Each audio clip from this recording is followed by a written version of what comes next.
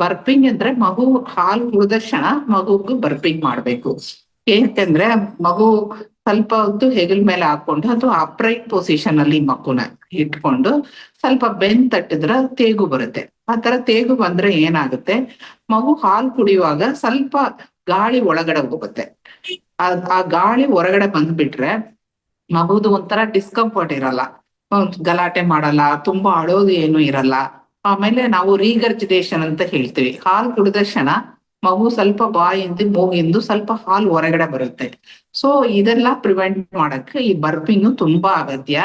ಇದು ಒಂದು ಮಾಡೋದ್ರಿಂದ ಮಗುದು ಕಂಫರ್ಟ್ ಲೆವೆಲ್ ನ ಚೆನ್ನಾಗಿ ಇಟ್ಕೋಬಹುದು.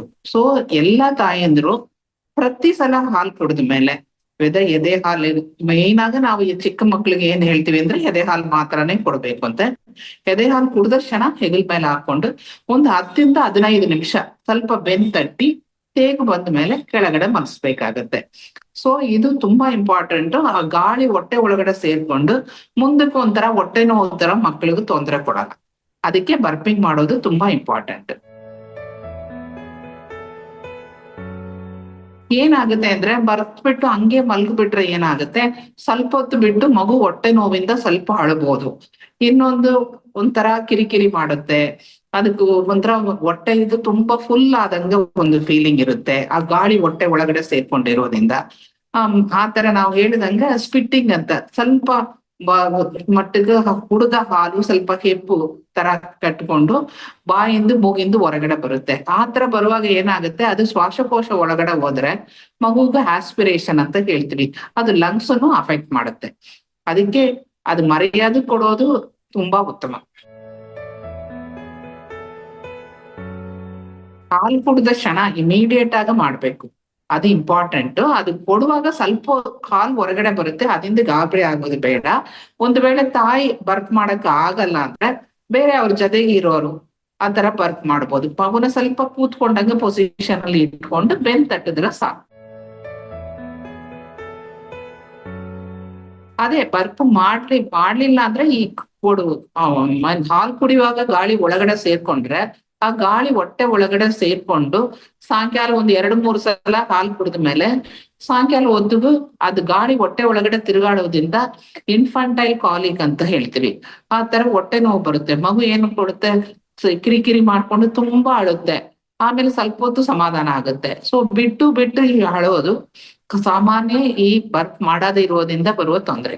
ಸೊ ಪ್ರಾಪರ್ ಆಗಿ ಬರ್ಪ್ ಮಾಡಿ ಮಗುನ ಸ್ವಲ್ಪ ತಲೆ ಎತ್ತರದಲ್ಲಿ ಇಟ್ಟು ಬಲಗಡೆ ತಿರುಗಿಸಿ ಮಲ್ಕಿದ್ರೆ ಆ ಗಾಳಿ ಹೊರಗಡೆ ಬಂದ್ಬಿಡುತ್ತೆ. ಸೊ ಮಗುಗ ಆ ತರ ಒಂಥರ ಹೊಟ್ಟೆ ಒಳಗಡೆ ಗಾಳಿ ಸೇರ್ಕೊಂಡು ತೊಂದರೆ ಮಾಡಿ.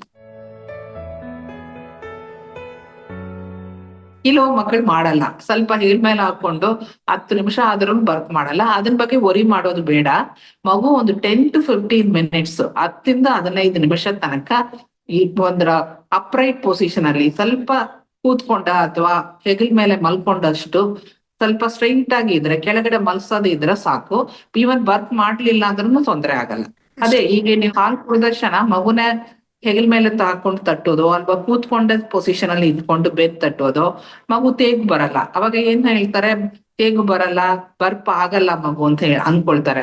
ಆತರ ಏನು ಅನ್ಕೊಳ್ಳೋದು ಬೇಡ. ಮಗು ಸ್ಟ್ರೈಟ್ ಆಗಿ ಕೂತ್ಕೊಂಡ ಸ್ಥಿತಿಯಲ್ಲೋ ಅಲ್ವಾ ಹೆಗಲ ಮೇಲೆ ಮಲ್ಕೊಂಡ ಸ್ಥಿತಿಯಲ್ಲೋ ಇರುವಾಗ ಆಟೋಮ್ಯಾಟಿಕ್ ಆಗಿ ಒಳಗಡೆ ಹೋಗಿರುವ ಗಾಳಿ ಹೊರಗಡೆ ಬಂದು ಬಿಡುತ್ತೆ.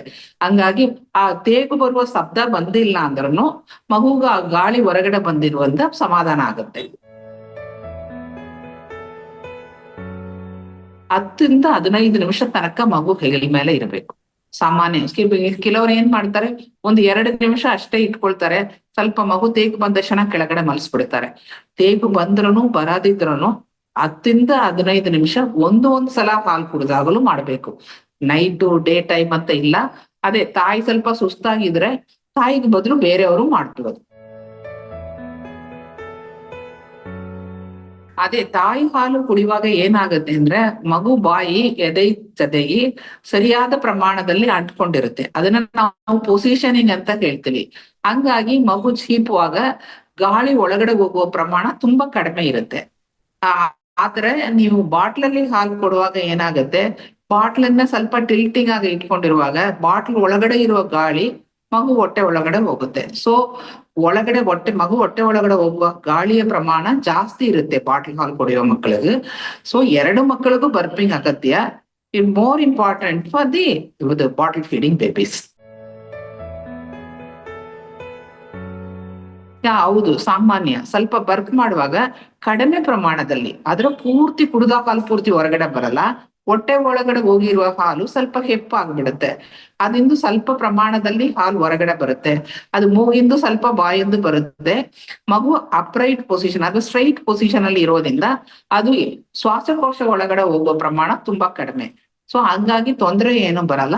ಅದು ಸಾಮಾನ್ಯ. ಆತರ ಕಡಿಮೆ ಪ್ರಮಾಣದಲ್ಲಿ ಬರೋದಂತೂ ನಾರ್ಮಲ್. ಅದೇ ಆತರ ಮಗು ನಿದ್ದೆ ಮಾಡುವಾಗ ಮೆತ್ತಗ ಮಗುನ ಎತ್ಕೊಂಡು ಹೆಗಲ್ ಮೇಲೆ ಹಾಕೋಬೇಕು. ಎಬ್ಬಿಸೋದು ಏನು ಬೇಕಾಗಿಲ್ಲ. ಜಸ್ಟ್ ಹೆಗಲ್ ಮೇಲೆ ಹಾಕೊಂಡು ಒಂದು 10-15 ನಿಮಿಷ ಮಗು ಅಪ್ರೈಟ್ ಪೊಸಿಷನ್ ಅಂತ ಹೇಳ್ತೀವಿ, ಹೆಗಲ್ ಮೇಲೆ ಇರಬೇಕು ಹಾಗೂ ಕೂತ್ಕೊಂಡು ಸ್ಥಿತಿಯಲ್ಲಿ ಇರಬೇಕು. ಆ ತರ ಮಾಡ್ಬೋದು. ಆ ಮಗು ಎಚ್ಚರಿಕೆ ಮಾಡಿ ಮಾಡ್ಬೇಕು ಅಂತ ಅವಶ್ಯ ಏನೂ ಇಲ್ಲ.